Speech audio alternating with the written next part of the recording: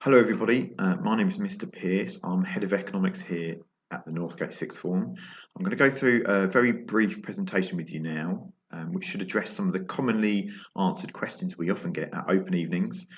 Should give you a good insight into what the Economics A-Level involves. I'm going to start with probably the most obvious question, a question we always get asked, sort of first thing as students approach us at open evenings. What is economics about? Now, there's lots of misconceptions about the economics subject, whether it's at degree level or at A level. Often students approach me thinking that economics is all about money and finance. Now, unfortunately, that's a bit of a misconception.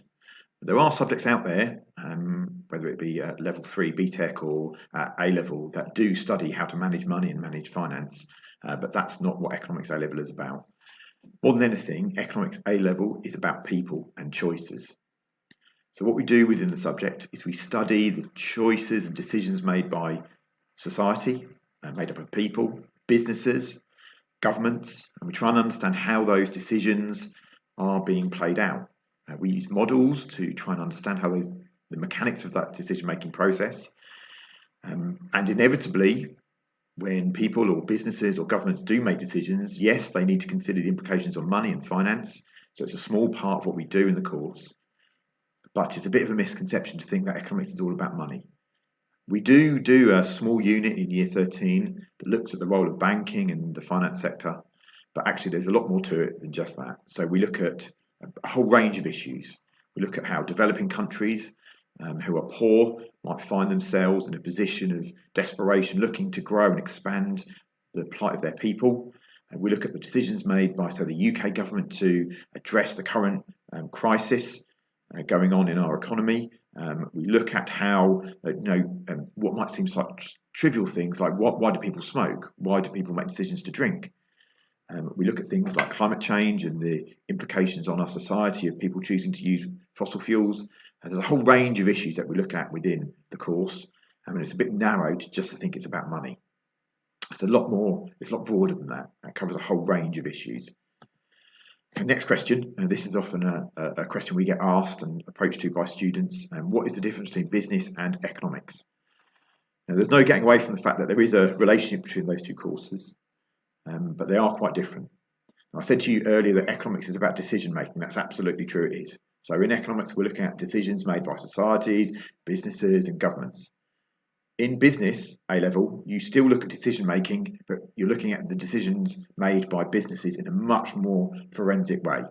So in business A level, you study the mechanics and forensic decision making of a business and how they arrive at those decision making processes. So it's a much more detailed look at business decision making. Whereas in economics, I guess it's a bit broader. So we do look at the decisions made by businesses, but we're broadening that up to include the decisions made by governments and the decisions made by whole societies. And what I guess we're doing is we're taking a backward step from that business environment and putting that business in the context of an economy as a whole, looking at how they interact across the whole economy. So a slightly broader scope to study in the subject. There is some common terminology and common language, but you'll find that across other A levels as well. We do often find, though, that students who do both business and economics do quite well because they can kind of borrow learning processes and skills across those two subjects. So there's no reason why students couldn't take both, but it is a choice that you need to make. Okay, next question. What is progression like beyond A level? Now, the fantastic thing about economics A level is it's a very broad course and it challenges you in lots of different ways and with lots of different skills. So there's no getting away from the fact that economics is a little bit mathsy. So you need to have a grasp and handle on mathematical concepts and numbers and logical thinking, but it's also an essay-based subject. So you need to be good at writing, you need to be good at analysing, it's a humanity, so you need to be good at kind of critically assessing arguments. And as a result of those really broad skills that are challenged in the subject, it is challenging, but ultimately very rewarding. And if you get through an economics qualification, whether it be at A level or even degree level, you're proving to employees, potential places where you potentially might work, that you're a very competent and well-rounded student. Just a quick fact for you, of all the degrees out there that you might get, and I know I'm not selling you the degree, but this will put things in context, of all the degrees you can get at university, economics ranks number 2 as the most highly regarded and best paid degree out there. Now, number one is medicine. So if you get a medical degree, you get a very well-paid job as a doctor. But number two is economics, which tells us that the jobs market, whatever it might be, very highly regard economics graduates because of their competency, the broad skill set that they might have. Now, that is also translated down to A-level. So if you leave at A-level economics, you've got a fantastically broad range of skills that you can show off to future employers or universities. So progression beyond the economics A-level is excellent. What does a typical lesson consist of? Now, the good thing about economics A-level is it does attract students from lots of different backgrounds. So in my class, we have students from media studies, from business, from psychology, from history, and because of that kind of melting pot of ideas and viewpoints, we get a fantastic range of discussion going on within our subject area. So I'll put forward a view or an opinion, and we'll interrogate that view from lots of different perspectives. But there's no getting away from the fact that economics is a theory-based subject. So we will take concepts and ideas, and we'll try and understand those concept ideas, normally using some sort of methodology, sometimes mathematical methodology, a rather simple methodology to try and understand these ideas, normally using graphs or numbers or data. And we'll try and see how those concepts and ideas are applied to reality. The other thing that really helps you in our lessons is to have a bit of a understanding of what's going on in the world around you. So a good handle on current affairs, a good handle on the news. Now, I'm not expecting you to have a kind of encyclopedic knowledge of the news and what's going on around you, but having an interest in wanting to know about that sort of thing, having an interest in wanting to learn more about what's going on around you is key really for economics. It's a very current affairs subject, which also makes it fantastic and interesting as well.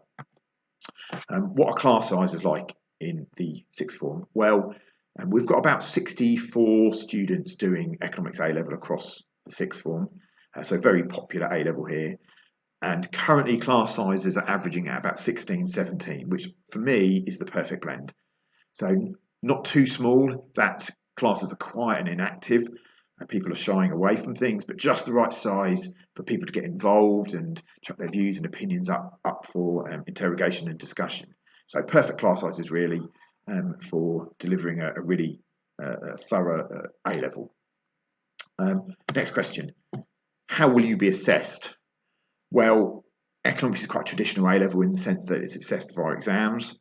So there are 3 exams at the end of year 13. Each exam is 2 hours long. So that's 6 hours of exams. You do the maths quickly there, so that was an easy bit of maths. And you have to write 4 essays amongst other things across those 3 papers. So it's important to remember that for the economics A-level, yes, there's a bit of maths involved, but you need to be able to write coherently under exam conditions to get your qualification at the end. Right, that was it. Quick whistle-stop tour through the economics A-level. I tried to cover as much as I could there, but if you do have any further questions, please do not hesitate to email me. So I'm Mr. Pearce, Head of Economics here at Northgate Sixth Form, and my email address can be seen on the screen, so it's wmp@northgate.suffolk.sch.uk. Well, thank you very much for listening, and I hope you enjoy the rest of the videos.